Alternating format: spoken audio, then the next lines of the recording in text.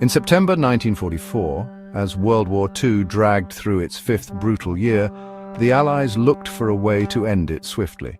After the success of the Normandy landings, British Field Marshal Bernard Montgomery proposed a bold plan, one that would outflank the German Siegfried Line and allow Allied forces to pour into the heart of Germany before winter. It would be called Operation Market Garden, and it was to be the largest airborne assault in history. The plan was divided into two parts: Market, the airborne operation, and Garden, the ground offensive. 3 airborne divisions, the American 82nd and 101st, and the British 1st Airborne, would be dropped deep into the Netherlands.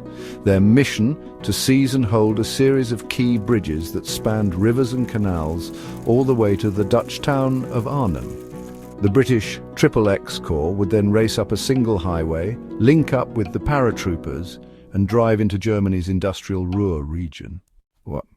On paper, the plan was daring. In practice, it would prove to be overambitious. On September 17th, the skies over Holland filled with thousands of paratroopers descending into enemy territory. Initial landings went well. The 101st took Eindhoven and the 82nd secured the crucial bridge at Nijmegen.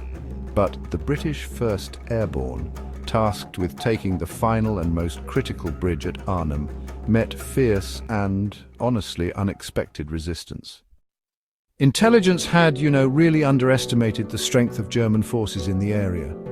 2 SS Panzer divisions, battered but still deadly, had regrouped near Arnhem. As the British paratroopers landed, they were met with tanks and heavy fire. Communications failed. Supplies ran low.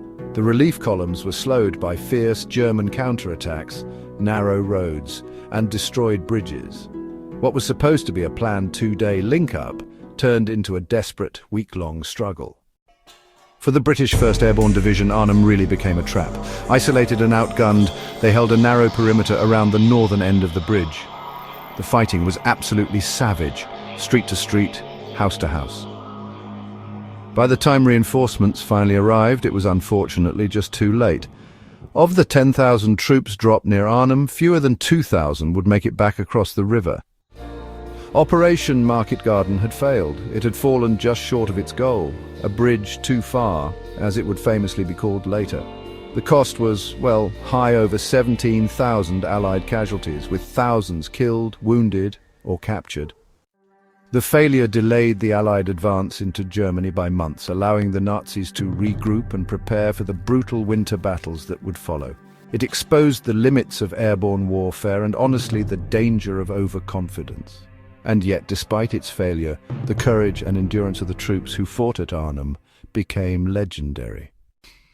In the end, Market Garden was a reminder that in war, even the most brilliant plans can falter against hard reality. And sometimes the path to victory runs through the narrowest of bridges and the heaviest of losses.